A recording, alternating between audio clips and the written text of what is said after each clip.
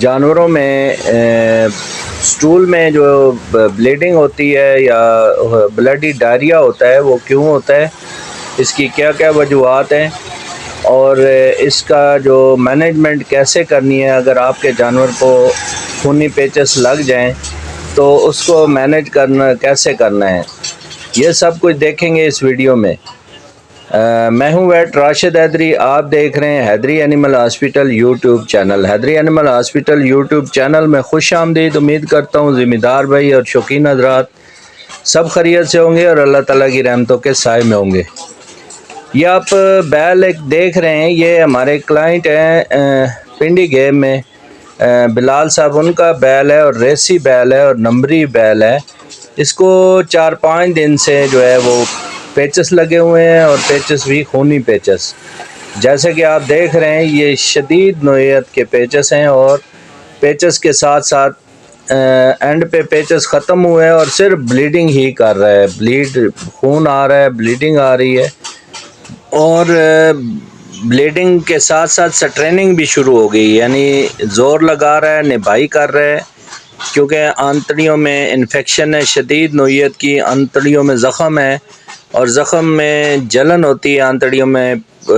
پیٹ میں جو ہے وہ درد ہوتا ہے، آنتڑیوں کا سپیزم ہوتا ہے،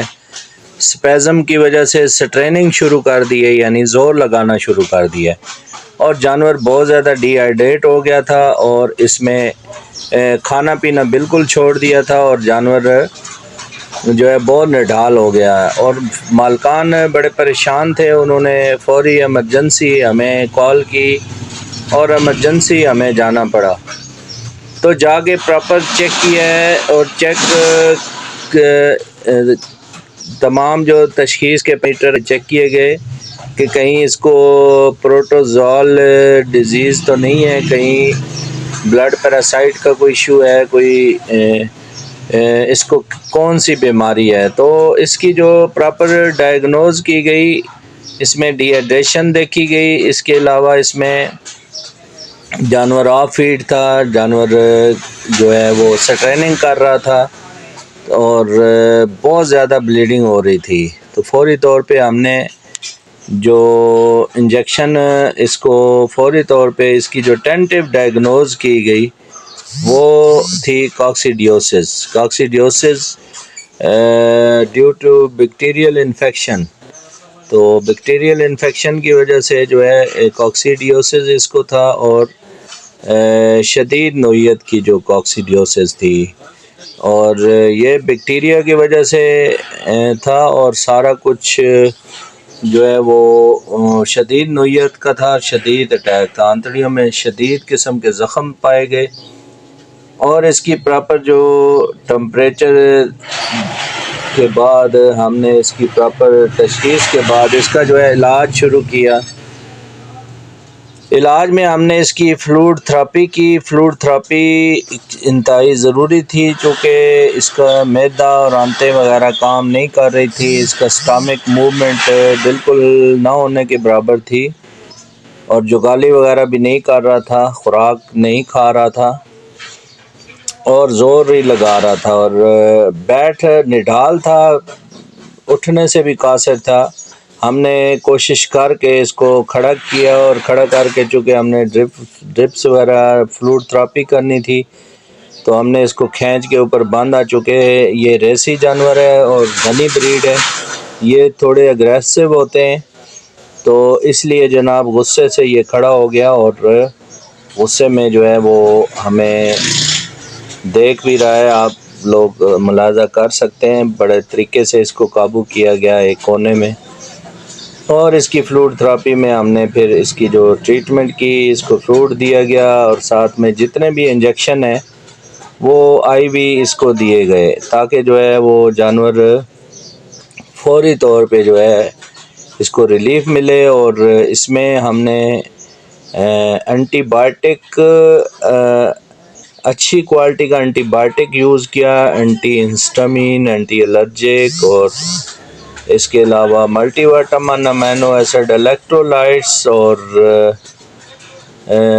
بی کمپلیکس انجیکشن، اس کے علاوہ ہم نے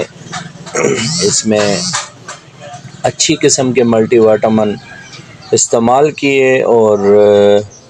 بلیڈنگ کو روکنے کے لیے ہم نے خون روکنے کا انجیکشن لگایا، اور اس کے علاوہ اس میں امیبک اینٹی امیبک انجیکشن بھی ہم نے لگائے۔ تو الحمدللہ ثم الحمدللہ یہ جانور سٹیبل ہوا، اور فوری طور پہ جانور جو ہے وہ بہتری کی طرف اس کے آثار دکھائی دینا شروع ہوئے۔ ٹریٹمنٹ کے بعد جانور تھوڑا سا سنبھل گیا، اور سٹریننگ بھی اس نے کم کر دی۔ اس میں ہم نے جو اینسڈ یوز کیا گیا، اینٹی انفلیمیٹری، اینٹی پیریٹک، اور اینٹی جو انفلامیشن کے لیے انجیکشن ہے وہ بھی لگایا گیا، اور اس کے بعد اس کا 5 دن کا کورس ہم نے تجویز کیا۔ ساتھ میں اس کو چاول ابال کے آدھ پاؤ چاول ابلوائے ہیں، اس میں آدھ پاؤ دہی اور آدھی چھٹانک جو ہے وہ اسب گول کا چھلکا، ساتھ میں ایموویکس پاؤڈر اینٹی ڈائریل 100 گرام، صبح 100 گرام شام اس کو تجویز کیا، اور انہوں نے مالکان نے وہ بھی سٹارٹ کروا دیا ساتھ میں، اور ساتھ میں دہی، چاول کی پچ اور اسب گول کا چھلکا، یہ ساری چیزیں جو ہے وہ ہم نے سٹارٹ کروائیں، اور الحمدللہ دوسرے دن جانور کی حالت سب بہتر ہوئی، اور تیسرے دن مکمل ٹھیک ہو گیا۔ لیکن ہم نے ان کو مالکان کو بتایا کہ 5 دن کا کورس کرنا ہے، 5 دن کے antibiotic, anti allergic, anti inflammatory اور اینٹی ہسٹامین، اور تمام انجیکشنز جو multivitamin, amino acid, electrolytes, 5 دن کا کورس کروایا۔ 5 دن جو ہے وہ کورس کے بعد الحمدللہ یہ بالکل بھی ٹھیک ہو گیا، لیکن فی الحال ہم نے 3 دن کا جو اس کا ڈیٹا ہے وہ ہم آپ کے دوستوں کے ساتھ شیئر کر رہے ہیں کہ بیماری سے پہلے کیسے تھا، اور تیسرے دن کا جو ٹریٹمنٹ جب تیسرے دن میں داخل ہوا تو الحمدللہ وہ کس سٹیج پہ تھا۔ تو یہ بیماری کی وجہ بیکٹیریل ہے، انفیکشن کسی بھی وجہ سے ہو سکتی ہے۔ اس میں آپ جو اس کی فیڈنگ وغیرہ دیتے ہیں جانوروں کو، اس میں جو ٹکڑے ہو گئے پرانا بھوسا، پرانی کھل، اور پرانا دلیا، فنگس سے پیدا شدہ جو بیماریاں ہیں اس میں بھی یہ کنڈیشن ہو سکتی ہے۔ تو یہ مکس انفیکشن ہے، اس میں مکس انفیکشن کسی وجہ سے ہو سکتا ہے، بیکٹیریل ہو سکتی ہے، وائرل ہو سکتی ہے، پروٹوزوال ہو سکتی ہے۔ تو اپنے جانوروں کو صاف ستھری خوراک دیں، ڈیورمنگ ٹائم پہ کریں، اور پینے کا پانی زیادہ مقدار میں دیں، صاف ستھرا دیں، اور